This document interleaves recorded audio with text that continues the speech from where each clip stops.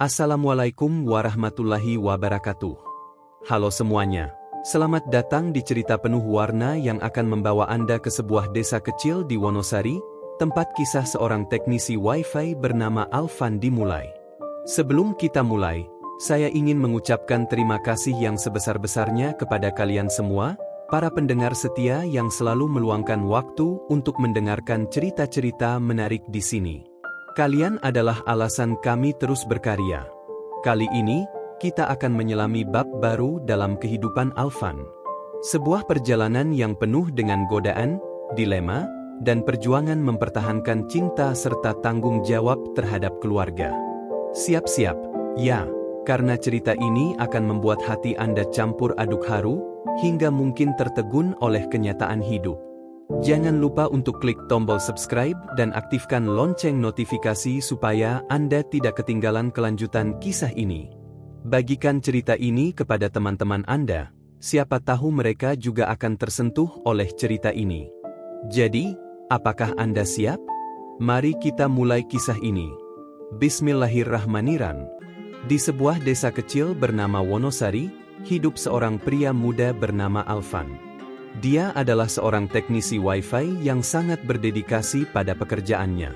Setiap hari, Alvan mengendarai sepeda motor tuanya, menempuh jalanan berbatu dan berlumpur, hanya untuk memastikan bahwa jaringan internet di desa dan sekitarnya tetap berfungsi dengan baik. Meski pekerjaannya seringkali melelahkan, Alvan selalu menyambut setiap panggilan pelanggan dengan senyuman.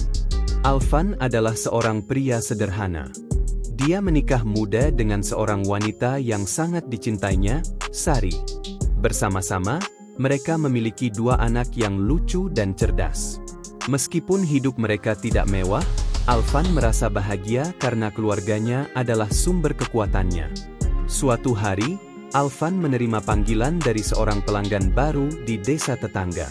Pelanggan itu bernama Indah, seorang janda muda yang baru saja pindah ke daerah tersebut.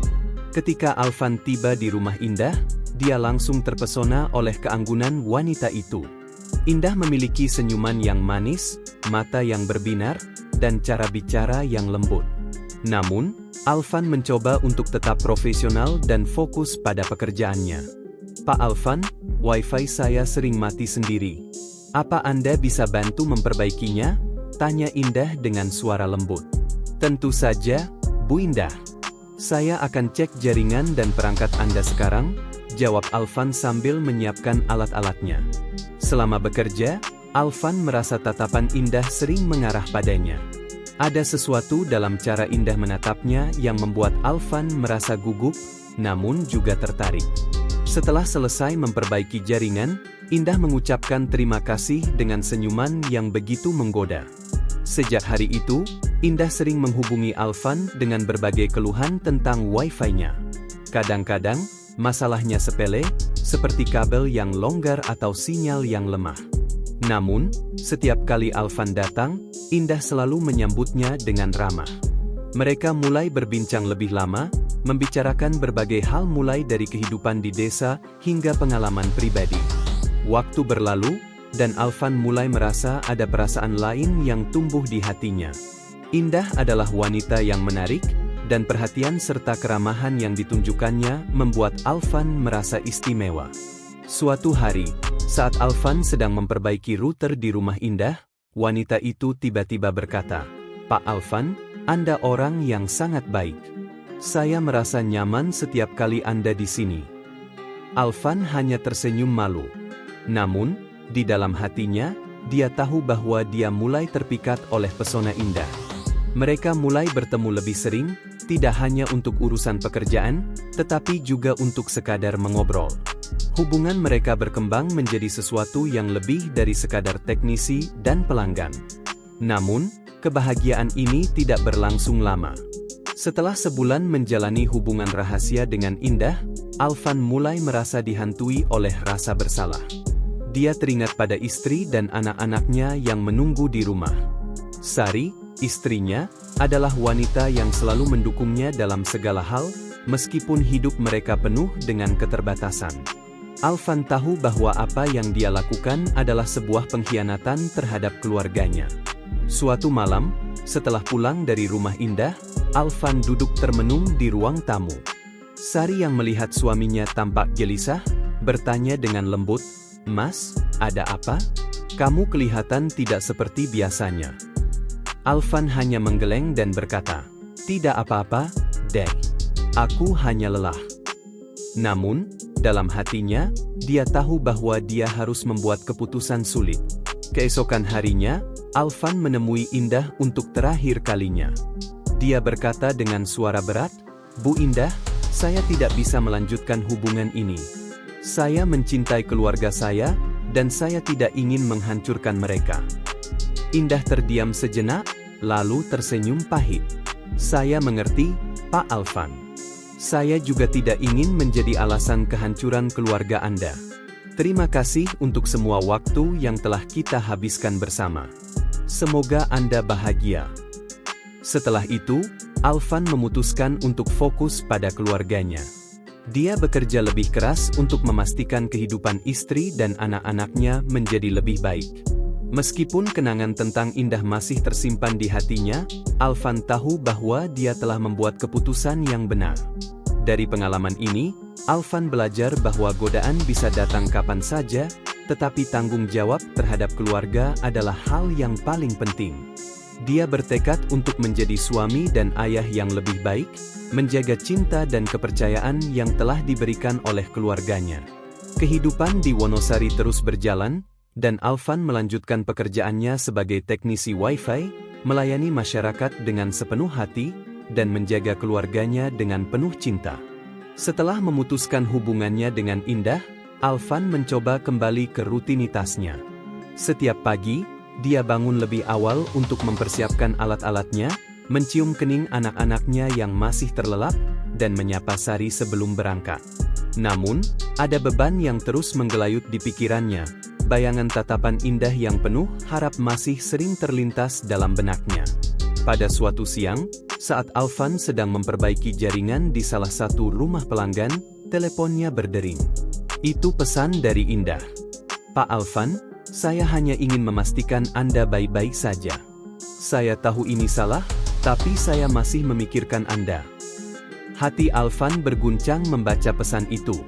Ia tahu bahwa membalas pesan itu hanya akan membuka kembali luka yang sedang berusaha ia sembuhkan, tetapi perasaan bersalah yang mendalam membuatnya tidak bisa mengabaikan Indah.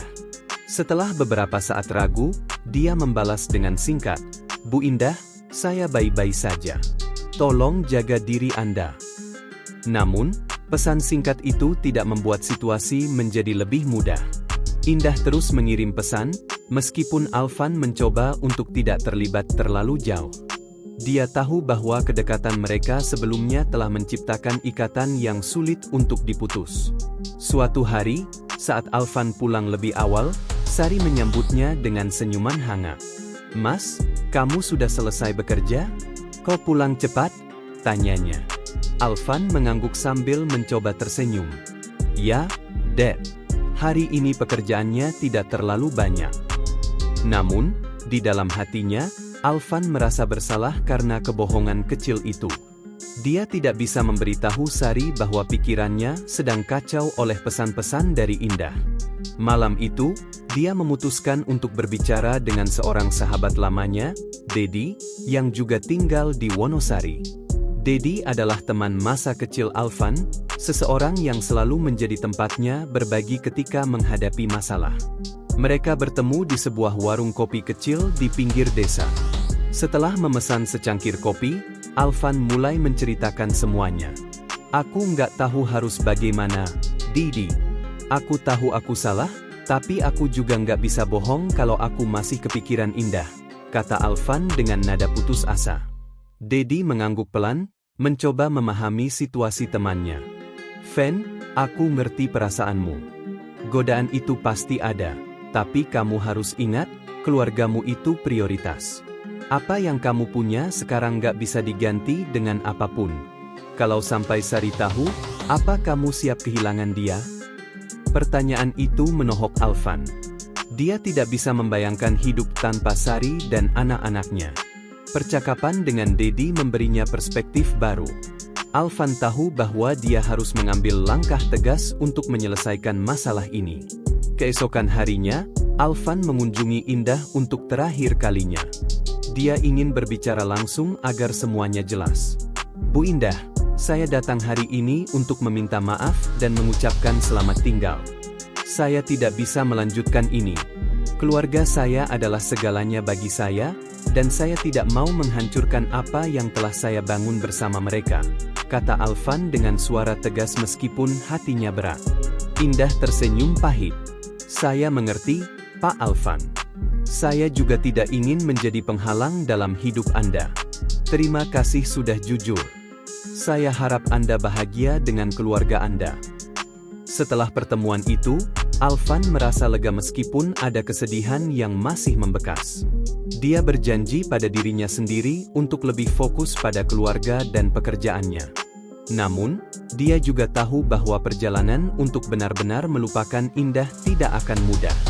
Dia harus terus berjuang melawan godaan dan memperbaiki hubungan dengan Sari agar tidak ada celah bagi masalah baru.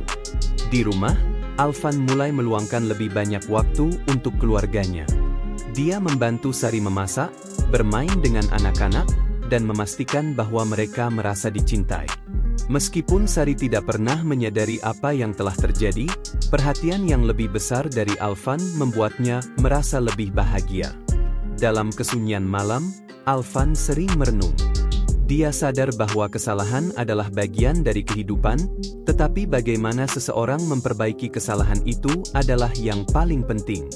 Dengan cinta dan keteguhan hati, dia percaya bahwa dia bisa memperbaiki segalanya dan menjadi pria yang lebih baik untuk keluarganya.